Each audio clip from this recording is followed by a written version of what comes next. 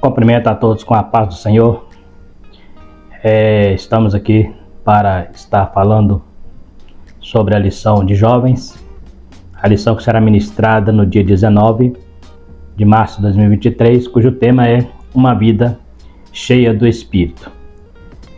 Você que está chegando ao canal agora, eu sou o presbítero Marcelo, congrego na Igreja Evangélica Assembleia de Deus e também atuo ali como professor de escola dominical.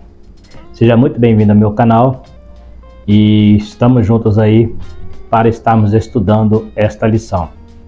Como eu gosto sempre de dizer, nós estaremos trabalhando não a lição no seu contexto total, porque ela é muito grande, o vídeo ficaria muito extenso. Então a gente faz aquele resumo com as nossas palavras, trazendo um suporte, né, para aquilo que o professor já tem em mente para estar ministrando. Então estamos aqui exatamente para fazer este trabalho de dando suporte não só a professores, como também a alunos aplicados que têm o interesse de entender um pouco mais a fundo a nossa lição, a lição de jovens. Então estaremos falando sobre essa lição, que é uma vida cheia de Espírito Santo. Porém, quando você está lendo a lição, você percebe que a lição ela está voltada mais para a questão daquele hino, né, que a gente chama de hino, que é cantado pelo apóstolo Paulo no capítulo 8. E a lição está baseada no texto que nenhuma condenação há para os que estão em Cristo Jesus, né? Então a gente vai estar trabalhando um pouquinho dentro deste versículo e aprendendo um pouco mais com as palavras do apóstolo Paulo. O nosso texto principal, ele diz assim: portanto, agora nenhuma condenação há para os que estão em Cristo Jesus, que não andam segundo a carne, mas segundo o Espírito. Romanos 8, capítulo 8, versículo 1. O resumo da lição é: Deus não prometeu uma vida sem aflições para quem é cheio do Espírito, mas Ele garante sua presença e consola em todos os momentos, além da vida eterna. Então esse será mais ou menos o tema que nós estaremos trabalhando dentro desta importante lição sobre um crente cheio do Espírito Santo. Dessa vez estaremos falando sobre essa situação em que muitos crentes entram, né, para o meio cristão, aceitam a Cristo, e algumas vezes, né, as tribulações apertam, as tribulações aumentam, e muitas vezes as pessoas tendem a desanimar nessa caminhada, né? Inclusive porque muitas entram para a igreja com uma ilusão de que os problemas acabarão e que tudo será resolvido. E às vezes, quando chega à igreja, percebe que alguns problemas aumentam. Por quê? Porque quando você passa para o lado do reino de Deus, você se torna uma ameaça para o reino das trevas. Então o diabo, ele vai fazer de tudo para te tirar do caminho, para te tirar do foco. Então é importante a gente entender que muitas vezes as lutas que vêm é um teste, como nós falamos, né, já em lições anteriores, é como se estivéssemos passando pelo deserto. O deserto é aquele lugar que nos prova para ver quem realmente somos, né? Temos falado aí, tanto na lição de jovens quanto na lição de adulto, sobre fruto do Espírito, sobre obras da carne, e aqui estaremos falando um pouco mais sobre isso, e estaremos vendo a diferença entre aquele que anda no Espírito e aquele que anda na carne. Neste momento também eu quero lembrar a vocês que está visualizando o canal, que se inscreva no canal para estar nos ajudando, dá também o seu like, né, é muito importante para nós, ativa o sininho para você receber as notificações, e também compartilhe, né, para que mais pessoas possam ser alcançadas, né? Uma lição está voltada para a classe jovens, mas o tema é pertinente a qualquer classe de adultos, né? Porque estamos falando de uma vida cheia do Espírito Santo. Então, você pode estar compartilhando para outras pessoas, usando também, né, endossando algum esboço que você já tem. Então, fique conosco até o final, assista o vídeo até o final, para que você possa, junto conosco, estarmos aprendendo um pouco mais dentro deste contexto. A nossa introdução, ela está dizendo o seguinte: o tema principal da carta aos Romanos é a justificação pela fé. Como eu gosto de dizer, essa é a introdução minha, e a gente faz, né, baseado na introdução da lição. Mas a igreja de Roma tinha outros problemas. Por um lado, tinha os judeus convertidos, que ainda queriam viver sob o legalismo. Por outro lado, tinha os gentios, que abusavam da liberdade, participando de alimentos oferecidos a ídolos e fazendo outras coisas perniciosas. Então, quando a igreja nasce, a igreja primitiva, primeiro ela nasce do grupo de judeus, né? Então, esses judeus, quando eles entram para a igreja, né, alguns deles ainda tinham práticas legalistas. Você vai encontrar isso, inclusive, na vida dos próprios apóstolos, né? Apóstolo Pedro, né? Você vai ver, eles já tinham aqueles resquícios ainda do judaísmo. Então, muitas vezes eles iam para a igreja, mas eles tinham medo de largar aquelas culturas tradicionais que eles já tinham, né? E tentavam colocar isso paralelo à fé cristã. O problema é que, como era uma cultura extremamente judaica, quando esse evangelho parte para os gentios, começou a haver um confronto, porque entre os judeus, mesmo depois de aceitar a Cristo, eles continuavam com algumas práticas, por exemplo, a circuncisão, né? Alguns deles guardavam ainda o sábado, né? Eles seguiam as festas de Páscoa, Pentecoste, aquelas festas comuns ao judaísmo, né? Então, os gentios já não seguiam essas festas. Por outro lado, os gentios tinham festas pagãs, aonde alimentos eram oferecidos a ídolos e eles participavam. Então eles entendiam, eles eram antinomismo, ou seja, aqueles que não seguiam normas da lei. Então eles não achavam tão prejudicial ser um cristão e ao mesmo tempo estar praticando esses atos, porque eles entendiam que a salvação é pela graça. E aí então houve aquele confronto, né, entre alguns gentios que estavam começando a virar, né, para o lado da lei, outros eram contraditórios, surgia essa polêmica então dentro da igreja. Nesse contexto, o apóstolo Paulo escreve a carta aos Romanos para tentar dirimir, né, a algum desses problemas, tentar resolver e tentar trazer um bom senso. Ele chega até a escrever: um crê que tudo come, outro é fraco como legumes. Ele diz também: ninguém vos julgueis pelo comer, nem pelo beber, nem por luas, nem por festas, né?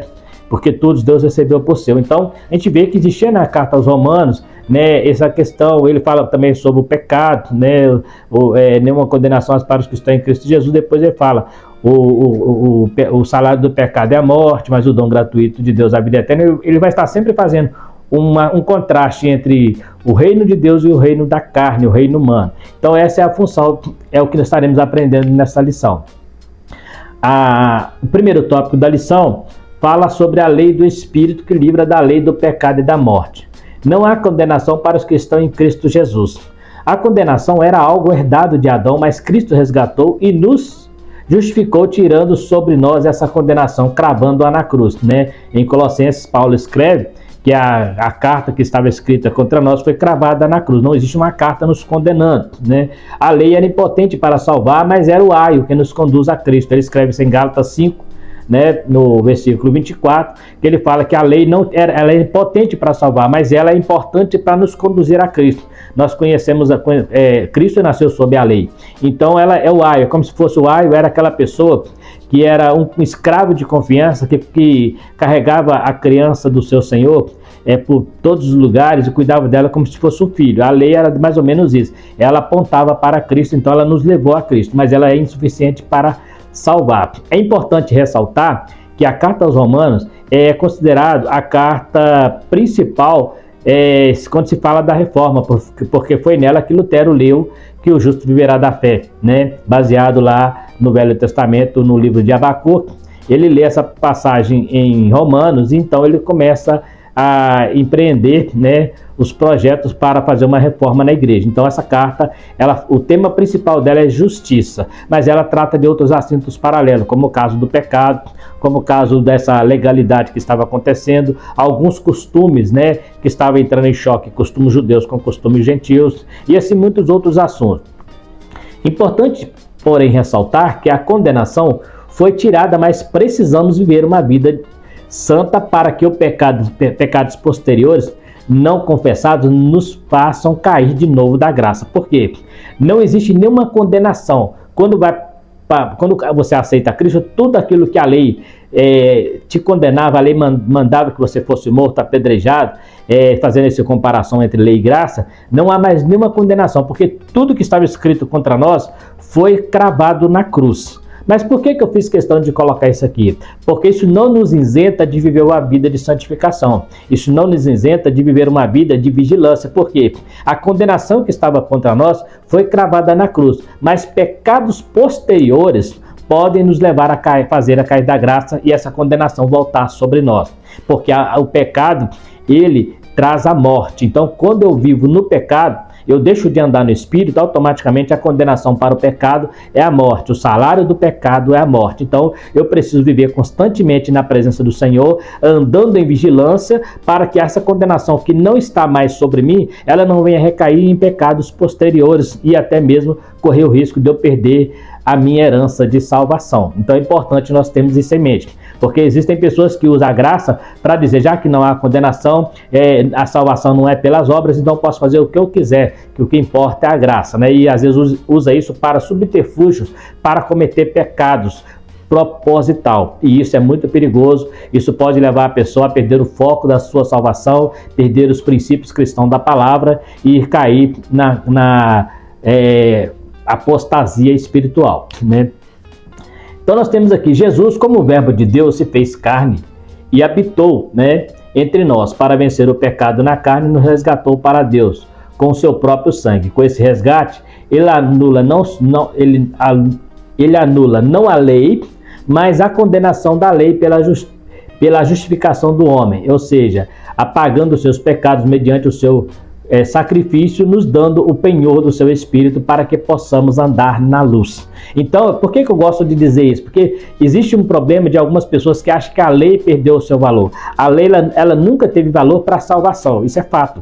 A lei ela vinha para condenar. A lei ela vinha para apedrejar. Mesmo na lei, quando a pessoa cometia pecado, mesmo que ele se arrependesse, um cordeiro tinha que morrer. Mesmo que ele se arrependesse, alguém tinha que pagar por ele. E quando era pecado para a morte, nem o cordeiro resolvia. Por exemplo, o caso do adultério. A pessoa cometia adultério, ele podia se arrepender, mas ele era apedrejado mesmo assim. Não existia perdão na lei. A lei veio para condenar. Então, mas a lei, ela não perdeu o seu efeito. Você vai encontrar a lei no Novo Testamento. A diferença é que a punição da lei era imediata, na graça é na eternidade, mas a punição é a mesma. Os mesmos mandamentos você encontra na lei, com exceção do sábado, que nós não vamos entrar no mérito aqui. Todos os mandamentos estão no Velho e no Novo Testamento: amar a Deus sobre todas as coisas, o próximo como a ti mesmo, honrar pai e mãe, que é mandamento com promessa. Você vai encontrar não matarás, não adulterarás. Paulo cita isso inclusive aos romanos. Então é importante entender que a lei não foi invalidada. A graça veio só para fazer o que a lei não fazia. A lei condenava, a graça liberta, a graça salva. A graça ela tira aquela condenação. E quando alguém comete pecado hoje, que pela lei seria digno de pedrada, pela lei seria digno de morte, a graça, ela consegue, através do sangue de Jesus, a partir do meu arrependimento, ela consegue mais uma vez, já tendo apagado uma vez, ela consegue apagar de novo, e ela continua sempre na sua eficácia de purificação até a volta de Jesus. É lógico, é evidente que isso só acontece a partir do meu arrependimento. Se eu pensar, eu vou pecar porque a graça vai estar sempre aí, Paulo fala isso: porventura pecarei abundantemente para que superabunde a graça de Deus? Jamais, né? Paulo escreve isso aos romanos. Então, eu não devo aumentar a pecado para que a graça seja aumentada. Mas, quando eu cometo pecado, a Bíblia: filhinhos, não pequeis, mas se pecar, tens um Consolador junto ao Pai que intercede por nós. Vamos falar sobre isso, do Espírito Santo intercedendo por nós para nos purificar dos nossos pecados. Então é importante a gente ter isso aí, para que nós possamos viver e andar na luz, como João fala. Se andarmos na luz, como Jesus na luz está, temos comunhão uns com os outros. O sangue de Jesus Cristo nos purifica de todo o pecado, tanto o pecado anterior quanto o pecado presente, quando nós nos arrependemos dele. Então é importante a gente ter isso em mente. Os que vivem no Espírito se interessam pelas coisas do Espírito. Isso é fato, né? Quando você vive na presença de Deus, você tem interesse por buscar a Deus. O teu espírito, a tua alma clama sempre pela presença de Deus. E na verdade, nós, quando andamos em espírito, o pecado na nossa vida se torna um acidente, e quando pecamos, isso nos traz vergonha, isso nos traz tristeza, porque não foi da nossa vontade, foi fraqueza, e a gente sempre pede a Deus que nos ajude. E quando nós clamamos a Deus, o Espírito Santo que está junto ao Pai também está em nós, ele intercede com gemidos inexprimíveis para que nós alcancemos, né, o perdão, arrependamos e alcançamos esse perdão, para que não venhamos perder esta graça maravilhosa da salvação. Então, nesse texto, Paulo divide as pessoas em dois grupos distintos: os que vivem segundo a carne e os que vivem guiados pelo Espírito, né?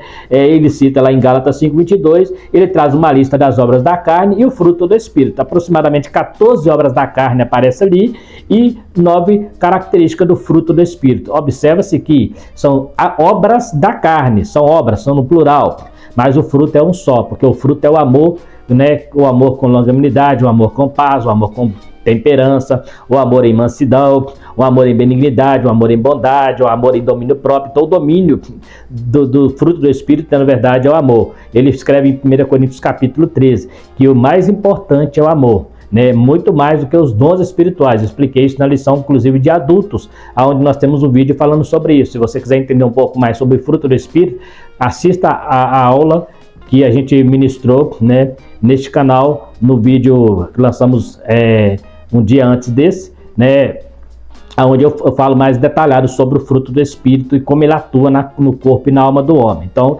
ali nós temos uma explicação bem clara sobre esse assunto. Vale a pena você conferir para você estar corroborando junto com o assunto aqui, né? Os que andam segundo a carne buscam atender os desejos da carne e não têm compromisso com o reino de Deus, vivem na prática do pecado. Isso é o que a gente mais vê, né? No mundo, as pessoas cometem pecado com a consciência muito tranquila, sem um pingo de peso de consciência. Eles fazem pecado e alguns até se gabam de pecar, né? Porque eles andam na carne. Porque quando você anda no Espírito e você comete pecado, você sente tristeza. Mas quando a pessoa está na carne, ele se alegra, né? Ele se alegra até em pecar. Para ele aquilo não traz nenhum desconforto, igual traz para um servo de Deus, né? Mesmo o crente, quando se desvia do evangelho lá no mundo, muitas vezes algumas coisas que ele vê os seus amigos cometerem, né? Jovem desvia, ele vai lá primeiro, por mais que ele entra na rodinha ali, mas no fundo ele tem uma dificuldade. Por quê? Porque ele tem um espírito que ainda fala nele ainda. Ele ainda não está com a mente cauterizada. Então isso é importante. Quando nós ouvimos a voz do Espírito, a Bíblia diz, quem tem ouvidos ouça o que o Espírito diz à igreja. Já os que andam no Espírito procuram mortificar os desejos da carne, porque sabem que os que praticam as obras da carne não herdarão o reino de Deus. Os que andam no Espírito,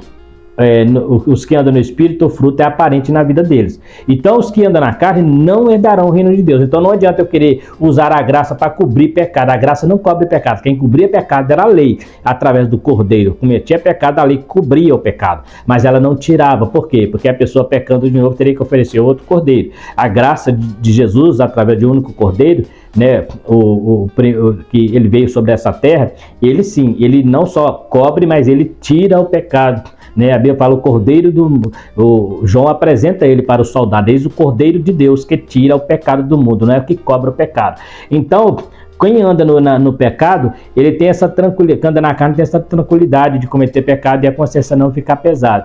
Mas quem anda no Espírito já muda o contexto, né? Quando nós cometemos pecado, nós que temos o Senhor, que temos a morada de Deus, somos morada de Deus, nós ficamos com vergonha, né? E ficamos com peso de consciência e pedimos a Deus perdão. Então os que andam no Espírito, o fruto é aparente na vida deles. É muito fácil você perceber um cristão exatamente pelo fruto. Falamos isso, como já citei agora, no vídeo que a gente lançou na lição de adultos, que vai ser ministrada no mesmo dia. A gente fala também sobre esse fruto, como é que o fruto é aparente na vida do crente, né? É na hora do confronto. Não adianta você dizer que você é bom, que você tem paz, que você é longânimo. Isso tudo só vai aparecer na hora que for necessário, quando surgir um confronto, um conflito, né? Onde você poderia agir na carne e você age no Espírito. Aí você vai fazer a diferença. Isso fica muito aparente. As pessoas olham e falam assim, como que ele pode? Como que essa pessoa consegue fazer isso? Como ela consegue não ser vingativa? Como ela consegue não revidar? Aí é porque você responde, é porque tem o fruto do Espírito. Porque na carne só pede vingança. Hoje existem algumas músicas aí, alguns cristãos que estão pedindo vingança, né? Estão algumas músicas aí problemáticas, né? Que são cantadas nas igrejas, em que trabalha muito no contexto do Antigo Testamento, né? Igual tem uma música aí que as pessoas falam, eu fui no terreiro do inimigo e busquei tudo que me pertence. No terreno do inimigo não tem nada que pertence à igreja, né? Lá não tem nada que nos pertence. Eles baseiam isso naquela história de Davi, quando Davi vai buscar os seus parentes que foram presos lá em Keila, né? Naquela cidade lá, e ele vai atrás buscar. Então ele vai no terreiro do inimigo buscar os parentes dele. Então eles baseiam naquilo ali, mas é um contexto do Antigo Testamento. Nós não temos nada no terreiro do inimigo, né? Nós não temos, o próprio Jesus falou assim, o inimigo está vindo aí e eu não tenho nada com ele. Então assim, como nós somos cristãos, também não temos nada com ele. Então não tem que buscar nada lá. Ele não tem como levar nada meu para lá, né? Ele pode levar coisas materiais, mas as coisas materiais é deste mundo e eu não pertenço a este mundo. Então é importante a gente ter esse cuidado. Tem muitas músicas por aí que são cantadas nas igrejas, traz um contexto diferente daquilo que a Bíblia diz, né?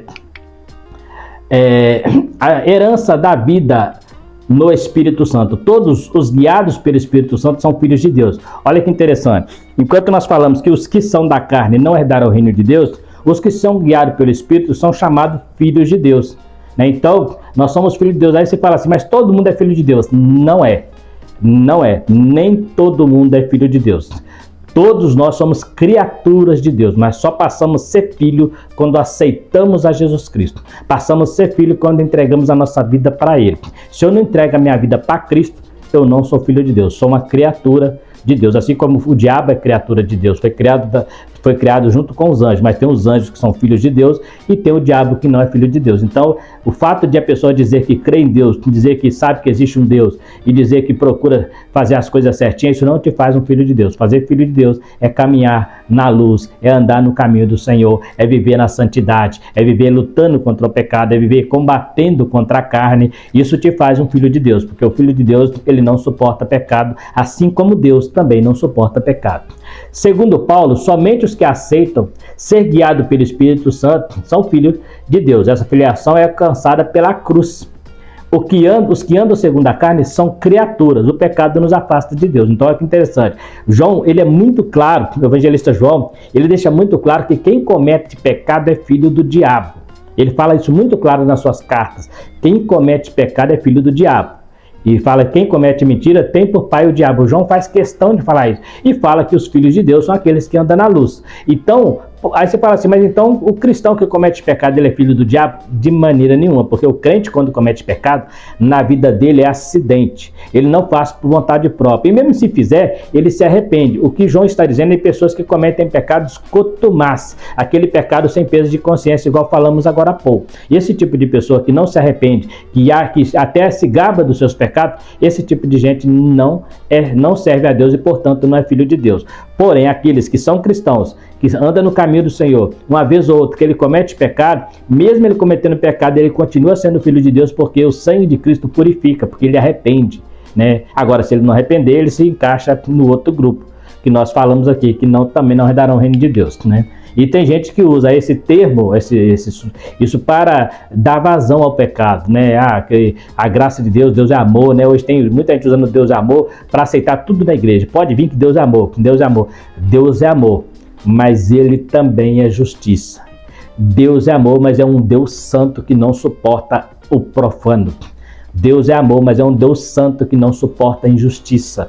Então, pelo fato dele ser amor, ele também é muito justo. Então, não pense as pessoas que por Deus ser amor, ele vai deixar impune aquele que agride a sua santidade, aquele que vive na prática do pecado sem se arrepender. Jamais. Assim como Deus tem uma salvação para os seus filhos, tem um reino eterno para aqueles que permanecem fiel, mesmo diante das lutas, das dificuldades, como a igreja de Filadélfia, que tinha pouca força, mas não negou o nome de Jesus. Esses andarão com ele no céu de branco. Esses terão um novo nome escrito, né, na sua testa, um novo nome, o nome da cidade de Deus, o nome da cidade, o novo nome de Cristo. Esses terão por quê? Porque andaram com Cristo, mesmo na dificuldade, lutando contra o pecado. Mas não pense as pessoas que estão no pecado que o amor de Deus e a misericórdia de Deus sobrepõem a sua justiça. Muito pelo contrário, anda lado a lado. Ele ama, mas ele também é justo. E na sua justiça, ele faz até a sua justiça ser com amor. Por exemplo, quando ele nos salva, ele nos justifica. Ou seja, apaga toda a nossa culpa, nos inocenta. Mas a partir de agora, eu tenho um compromisso de andar com ele, para que eu não venha cair de novo na prática pecaminosa, né? Então, cheio do Espírito Santo, tenho certeza que receberiam a coroa da justiça. A igreja do primeiro século, mesmo perseguida, não desanimaram, mas permaneceram firmes, sempre dando testemunho da sua fé inabalável. Eles eram cheios do Espírito e tinham certeza de que receberiam a coroa da justiça. Então, quando a igreja primitiva, lá no tempo dos apóstolos, elas começou a ser perseguida, eles permaneciam fiéis. Eles permaneciam porque eles sabiam que toda aquela luta não há de se comparar com a glória que eles teriam.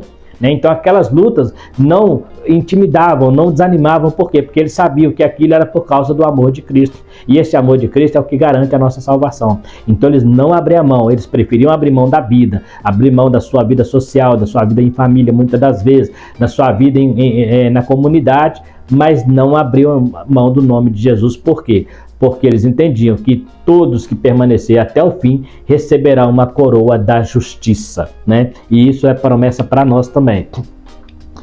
O Espírito Santo intercede por nós. Como nós falamos aqui, quando nós pedimos a Deus a misericórdia pelo pecado que cometemos, nós clamamos a Deus, e o Espírito Santo é aquele advogado, é o paracleto, como a Bíblia diz, aquele que intercede por nós junto ao Pai. Então ele está sempre intercedendo para nos fortalecer e para nos ajudar, porque ele é que convence o homem da justiça, da juízo e do pecado. Então é ele que nos convence que precisamos melhorar e precisamos nos converter a cada dia.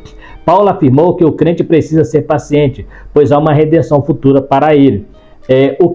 Os que permanecem fiéis, mesmo diante de perseguições, dão testemunho vivo de sua fé. Então, ele fala que a igreja precisa estar paciente, nós precisamos estar pacientes. Ele fala, sede paciente na tribulação, né, perseverar em oração. Por quê? Porque a tribulação produz a paciência a experiência não traz confusão. Então, nós encontramos tanto o apóstolo Paulo como o apóstolo Pedro trazendo essas afirmações de que a igreja precisa viver paciente mesmo na perseguição, porque existe uma herança futura. É como Abraão, que andou pelo deserto, baseado em uma promessa que ele não viu essa promessa, mas a sua geração futura viu essa promessa. Ele viu essa promessa pelos olhos da fé, mas ele não pôde presenciá-la fisicamente. Então, mas ele nunca arredou o pé porque ele acreditava. Por isso ele é chamado amigo de Deus, e a Bíblia diz que ele foi imputado como justo por acreditar em Deus, ainda que ele não via o que estava acontecendo. Ele fazia pela fé. Mesmo diante de dificuldades, Paulo fala que temos o nosso lado, o Espírito Santo, que intercede por nós. Há momentos em que não há o que fazer a não ser render-se à adoração. Então existem momentos que nós não sabemos, né, o que fazer, mas é nesta hora que nós buscamos aquele que sabe todas as coisas, aquele que nos orienta, aquele que nos mostra o caminho a ser seguido, né? E às vezes o caminho a ser seguido é simplesmente adorar, como Paulo e Silas na prisão, estavam presos, mas à meia-noite eles cantavam hinos de louvores, eles estavam adorando, porque não tinha mais nada a fazer, não tinha como sair dali, a menos que fosse um milagre, inclusive o que aconteceu, mas a priori eles não tinham nenhuma, talvez até pensassem que ali morreriam. Então, o que melhor fazer numa situação de prisão? O que melhor fazer numa situação de perseguição? Cantar, adorar o Senhor, sabendo que isso é o que vai continuar lá no céu.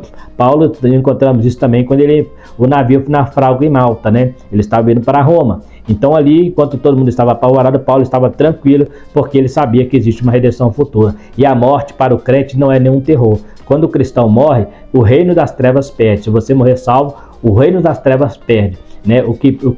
Quando o ímpio morre no seu pecado, quem perde é o reino de Deus. Então, essa é a redenção que espera o crente. Então, precisamos ter essa tranquilidade, porque o Espírito Santo está sempre do nosso lado. É só clamarmos a Ele, né? É só buscarmos a Ele, que Ele vai estar sempre nos fortalecendo. A lei do Espírito é libertadora. A lei do Espírito nos liberta do pecado e da carne, né? Tudo contribui para o bem daqueles que estão sob a lei do Espírito Santo. Romanos 8, 28. Os crentes em Roma estavam tendo dificuldade para entender o porquê. O porquê que depois de aceitar a Cristo, os problemas continuaram e até aumentaram, tanto fora como dentro da igreja, né? Isso era uma dificuldade que estava acontecendo na igreja de Roma. Eles estavam pensando, eu aceitei a Cristo achando que eu ia ter uma vida boa, uma vida de paz, e agora eu estou tendo mais perseguição. Parece que a coisa ficou até pior. Isso acontece muito com muitas pessoas que aceitam Jesus. Eles vão para a igreja, né, até na esperança de resolver problemas, de resolver solução. Muitos até vão por causa de problemas, não vai pelo amor à palavra. Depois até sim convertem, mas a princípio vão procurando solução. Aí quando eles aceitam a Cristo, a solução daquele problema talvez é resolvido, mas vem outros. E as pessoas, muitos não permanecem. Por quê? Porque ele entendeu a mensagem errada. O que estava acontecendo na igreja de Roma, né? Então Paulo vai explica lá que nenhuma condenação há para os que estão em Cristo Jesus, que não anda segundo a carne, mas segundo o meu espírito, né? Então eles tinham dificuldade de entender. Eu coloquei aqui que hoje muitas igrejas têm pregado este evangelho coach, né? Onde pregam a ausência de problemas na vida cristã. Isso é um perigo quando nós pregamos promessas que a Bíblia não tem. Quem prometeu bens materiais, quem prometeu ter riqueza nessa terra, quem prometeu ter poder, ter status nessa terra foi o diabo. Ele prometeu isso para Jesus lá na tentação do deserto. Jesus nunca prometeu, muito pelo contrário. Quando você vai ver as falas de Jesus, ele sempre diz que no mundo tereis aflições, em mim tenhais paz. Ele fala, se o mundo vos odeia, antes odiou a mim. Ele fala, muitos de vós serão entregues, até pelos pais, autoridades, por causa do meu nome. Então, ele falou que no mundo tereis aflição. Então, não quer dizer que você vai para a igreja para viver uma vida de aflição. Não. O que está dizendo é que quando você aceita Cristo, você passa para o lado espiritual. Então, você abala, você mexe com o reino das trevas e ele vai fazer de tudo para tirar você do caminho, né? Então, é importante a gente tomar cuidado, esse tipo de pregação, aonde prometem que a igreja, né, as pessoas vão para lá, essas igrejas lotam, né, porque todas as pessoas que estão ali são pessoas materialistas, não estão procurando nada no mundo espiritual, estão procurando nessa terra, bens materiais, né, eles sempre contam a experiência de que ganhou bens materiais, que Deus vai dar bens materiais, né? E muitas vezes são pessoas enraizadas nessa terra. E a Bíblia diz que cuidado, que onde estiver o teu coração, o teu tesouro, estará também o teu coração. Então é importante a gente ter esse cuidado aí. Aquele evangelho, ele chega a dizer, muitos pregadores dessa teologia, chega a dizer que Deus é obrigado a nos abençoar. É obrigado, Deus chega a falar que nós determinamos para Deus. Quem somos nós para determinar para o Criador, né? Então a gente tem que tomar muito cuidado com esse negócio, esse evangelho que inclusive tem entrado no meio pentecostal. Existem pregadores que já estão partindo para este lado. Vai pregar e quer falar aquilo que a igreja quer ouvir, né? O que a igreja quer ouvir? Que vai dar tudo certo, né? E às vezes não dá tudo certo e muitos se decepcionam, né? Essa é a mensagem que tem sido pregada ultimamente, né? A mídia está cheia de pregadores assim. Vem pra cá que Deus vai abrir porta para você, que Deus vai te dar carro, que Deus vai te dar casa, Deus vai te dar emprego, vai te dar saúde. E muitas vezes esses próprios pregadores, né? Pouco tempo eu vi um pregador dizer que crente não pega Covid, que crente não adoece, porque a doença Jesus levou sobre si, forçando o texto de Isaías. E pouco tempo depois ele foi parar no hospital sírio-libanês com Covid e quase morreu.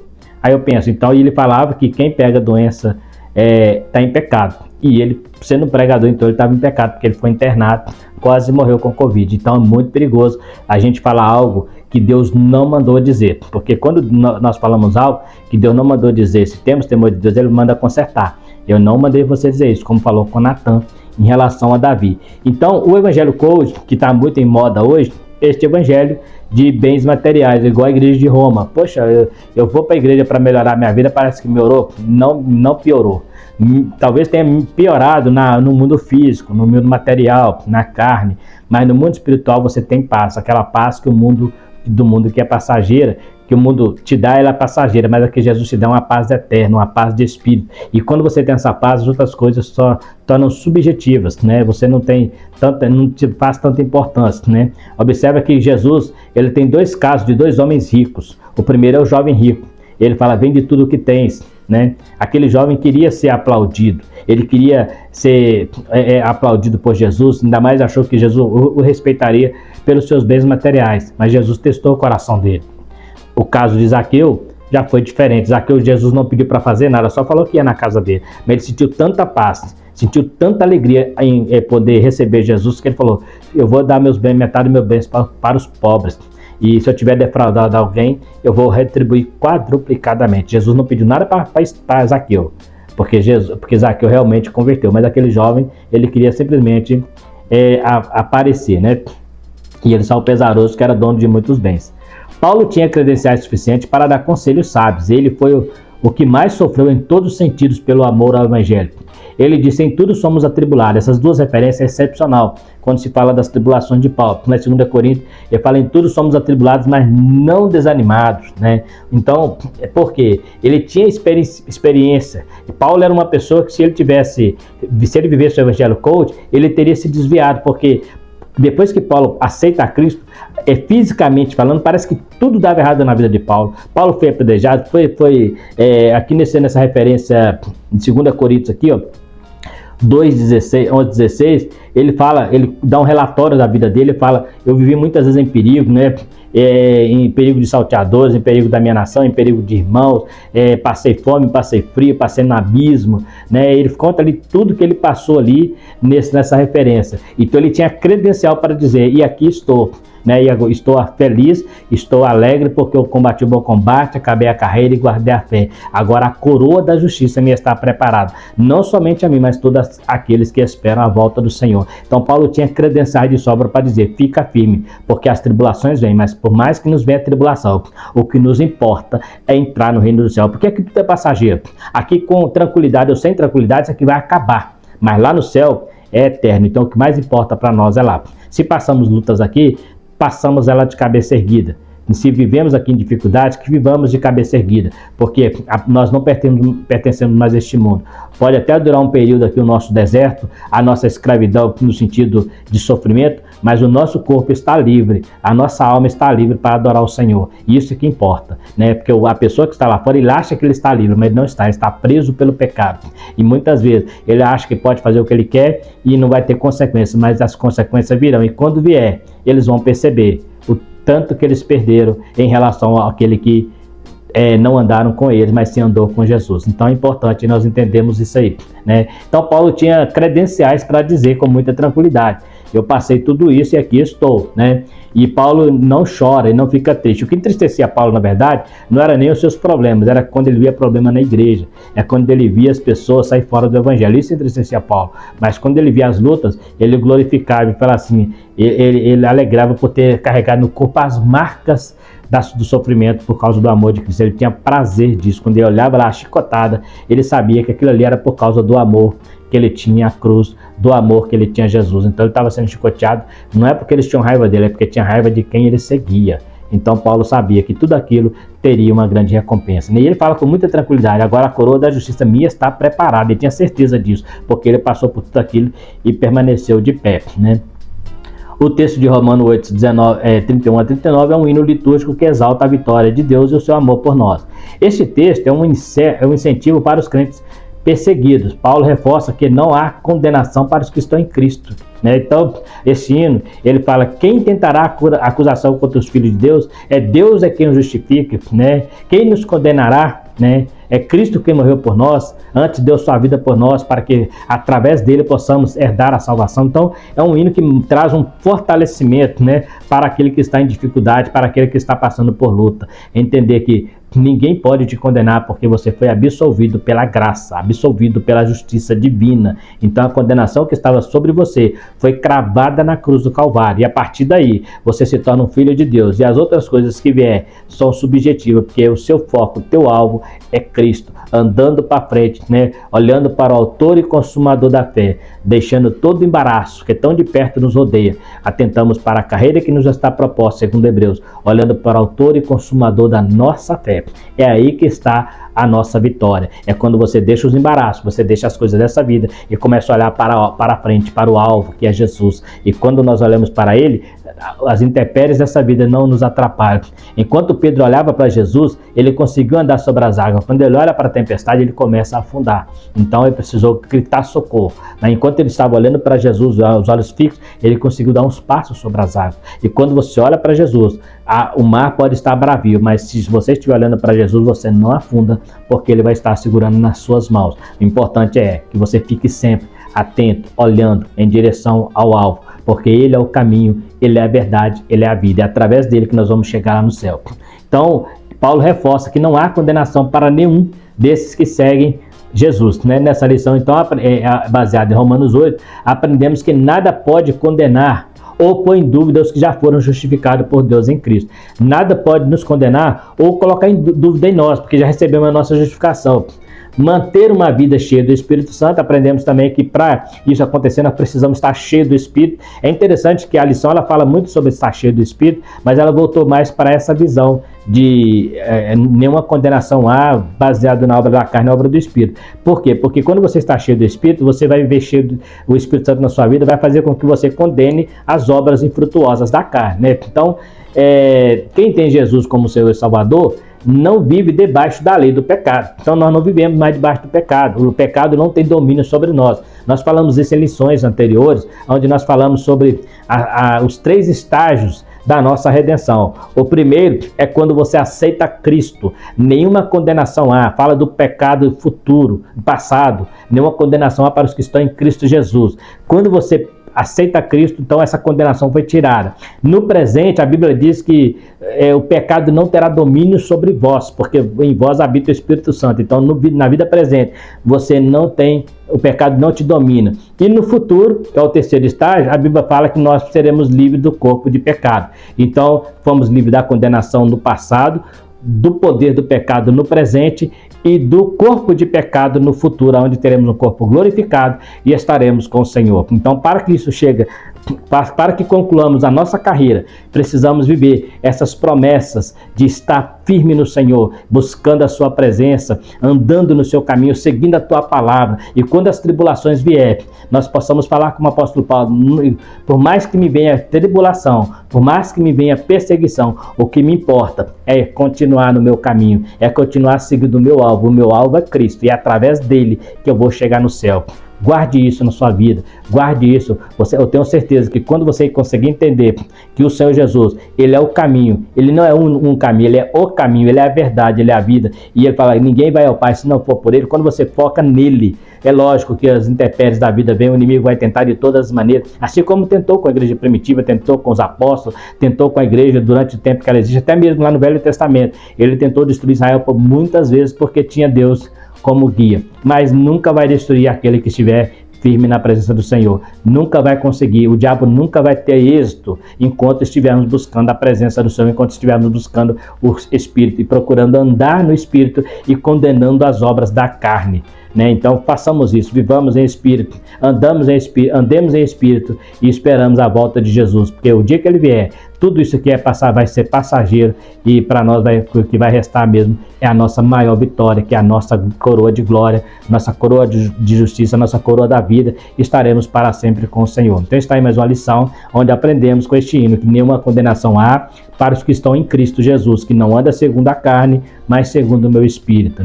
Então aprendamos isso e possamos viver cabeça erguida, sabendo que o Senhor já nos libertou da condenação da lei e da condenação do pecado. No mais, está aí mais uma lição. Quero agradecer mais uma vez você que ficou até o final do vídeo.